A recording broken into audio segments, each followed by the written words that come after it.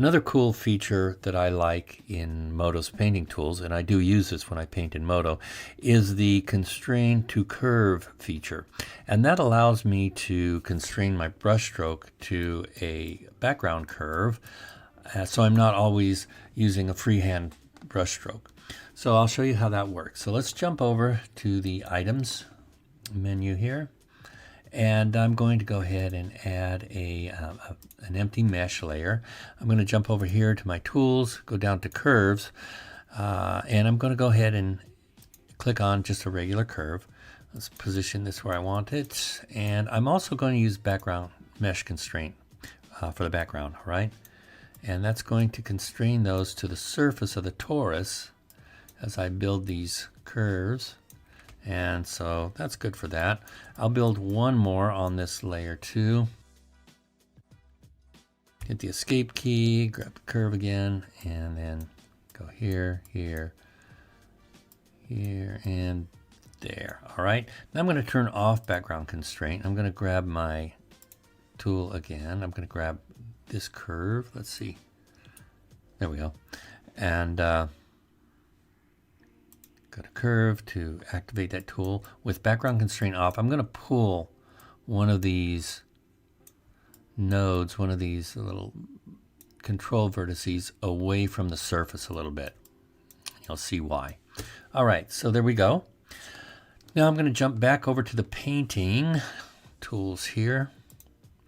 I'm just going to grab the eraser. Now make sure that I'm on the mesh, the torus that I want to paint, and go over here and click on this diffuse color image. That's what I'm painting on as well. So I'm just going to erase some of this, make some room to create new brush strokes here. All right, there we go. Airbrush, and you can do this with either a Wacom pen or pressure sensitive stylus or mouse, doesn't matter. I'm going to shrink my brush size down a bit, grab a nice bright color there, and I'm going to go right here where it says curve constraint. I'm going to go background 2D, all right, and we're just going to click anywhere, and look at that, paints it right on there. Now if I wander off a little bit, it will try to stay as close as possible to that curve. And you can see that as I wander a little bit, it will stay attached to that curve as close as possible. And I think I have some weird noise going on here. Let's see if I can, there we go.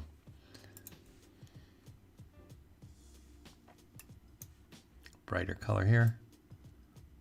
Yeah. And if I increase my brush size,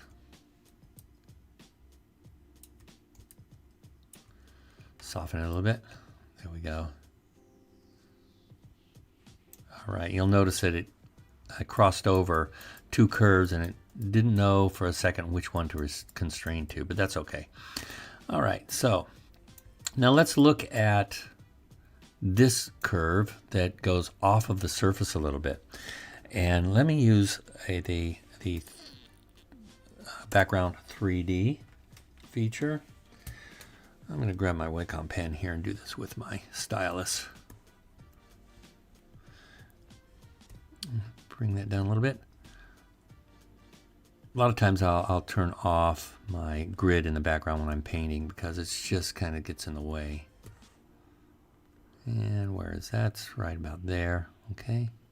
That's the end of it. Now as I go closer to this area that it starts to lift off of the surface, the curve starts to lift off of the surface, you'll know that the brush tapers off.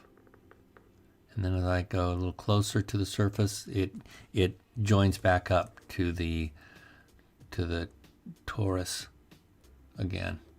So yeah. All right. Now if I convert this to, say, go back to 2D, it doesn't matter if that line is off of the surface or not. It's going to continue to follow it. Now if I go here, look at that. So it uses line of sight from your perspective view to follow that curve. So that's kind of a cool feature.